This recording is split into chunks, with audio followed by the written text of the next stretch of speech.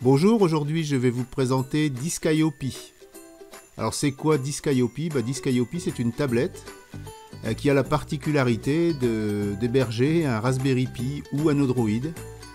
L'idée c'est d'avoir un produit qui lutte contre l'obsolescence programmée, c'est-à-dire que vous pouvez remplacer uniquement l'unité centrale, donc le Raspberry Pi ou l'Android, tout en gardant la totalité de la tablette, à savoir donc l'écran, les ports USB, le réseau, l'alimentation et les batteries. Donc vous gardez tout ça et vous ne changez que l'unité centrale si besoin est.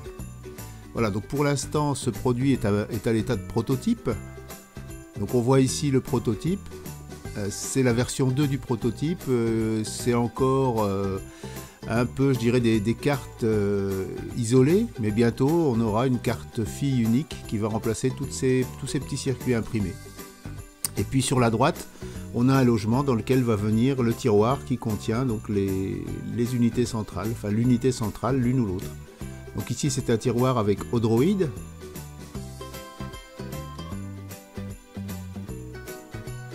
Le tiroir est en place. Alors pour l'extraire, il suffit de pousser sur les deux encoches. Et le tiroir s'ouvre en glissant. Alors là on a une version imprimée en 3D du boîtier, la version finale sera moulée, donc on n'aura plus de défauts, hein, ça sera parfait comme qualité. Donc la carte Android est reliée avec deux ports, deux câbles USB, un câble HDMI et puis un câble d'alimentation micro USB, puis de l'autre côté un jack. Donc là j'ai pas connecté le réseau parce que ça masquait un peu pour la vidéo. Le tiroir est connecté par cette prise, qui est une prise de qualité industrielle, qui va donc relier le tiroir à la carte fille qui se trouve dans le Disciopi. Je remets le tiroir en place. Donc on le met sur sa glissière, on le pousse. Et la prise s'enfonce et donc il y a un petit clic et le tiroir est en place. Alors désolé pour les reflets, mais c'était en plein jour et puis on voit un peu une porte et un tableau derrière. Là je démarre Disciopi avec la carte Android et avec un Android comme système d'exploitation. Donc j'ai raccourci les séquences parce que les séquences de démarrage sont parfois un peu longues. J'ai raccourci le temps. Donc un Android classique. L'application que je lance c'est Sky Castle. C'est une visite virtuelle d'un château en 3D. Ça démarre sur un mode démo, donc là on se balade de façon automatique dans le château.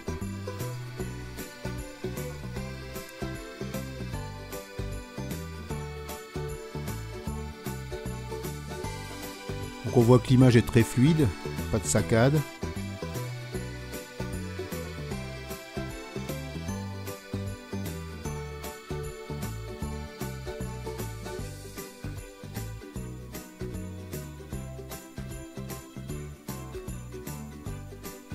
Alors les boutons sont tactiles, enfin l'écran est tactile, donc on va utiliser les boutons qui sont sur l'écran, soit pour lancer le mode démo, comme ici, soit pour passer en mode manuel. Et dans ce cas-là, on a des espèces de joysticks sur l'écran qui vont permettre de se déplacer à l'intérieur de ce monde en 3D.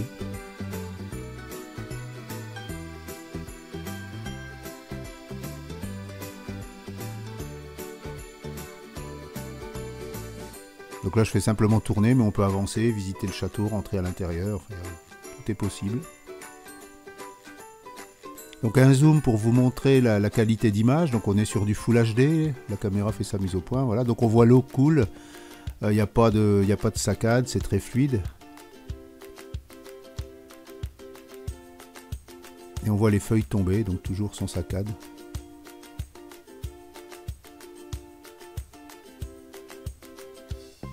Alors maintenant, le même tiroir, mais avec un Raspberry Pi 3 monté à l'intérieur. Raspberry Pi 3 équipé de 2 radiateurs.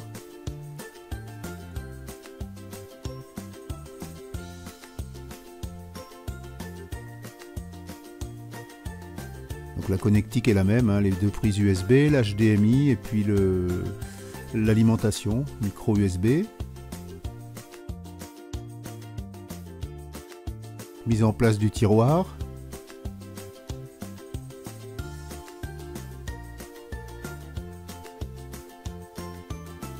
Verrouillage avec la prise. Et cette fois, tiens, on voit même le photographe là, sur le reflet. Cette fois, je vais démarrer un système qui s'appelle RT Android, Real Time Android.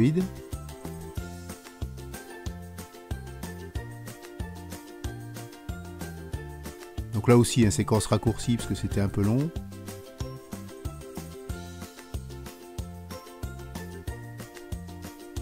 Donc le système se lance. Et je vais lancer Kodi en cliquant sur l'icône qui se trouve sur la tablette, sur l'écran de la tablette. Donc voilà, Kodi est lancé.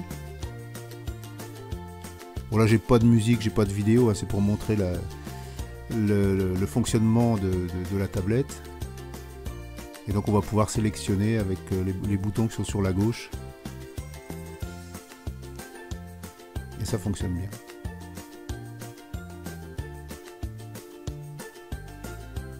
Donc cette fois démarrage d'un système plus classique, c'est Raspbian. Donc les 4 framboises habituelles.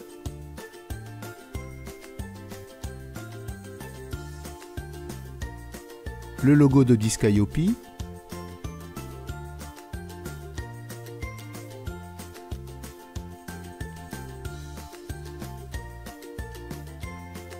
Et l'écran classique de Raspbian.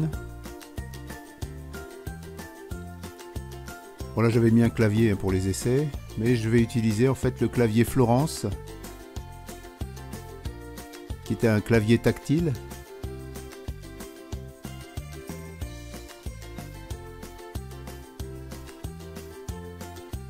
Un terminal, et on va faire une commande classique du genre ls pour vérifier que ça fonctionne. Ou un ls-al pour avoir un peu plus de choses sur l'écran du terminal.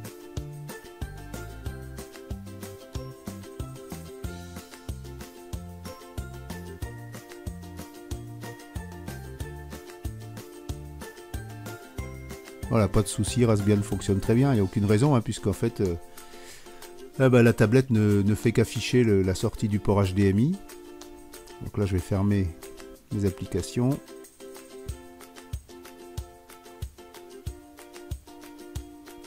La tablette Disc.io.pi sera mise sur Kickstarter début juin, enfin courant juin on va dire.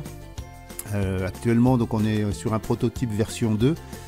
La version finale comprendra donc une carte fille qui comprendra tout le système pour faire fonctionner la tablette, donc port USB, adaptateur HDMI, enfin tout sera donc sur une carte fille. Il y a un ampli stéréo aussi, 2x2 watts. Et sur le proto, là on a une batterie 12 volts, enfin c'est 11 volts 1 en fait, hein, c'est du lithium. Et sur la version finale, on aura 2x3 watts comme ampli et une batterie 800 mAh. Voilà, je vous remercie d'avoir suivi cette présentation de Disc.io.pi et je vous dis à bientôt sur Framboise 314.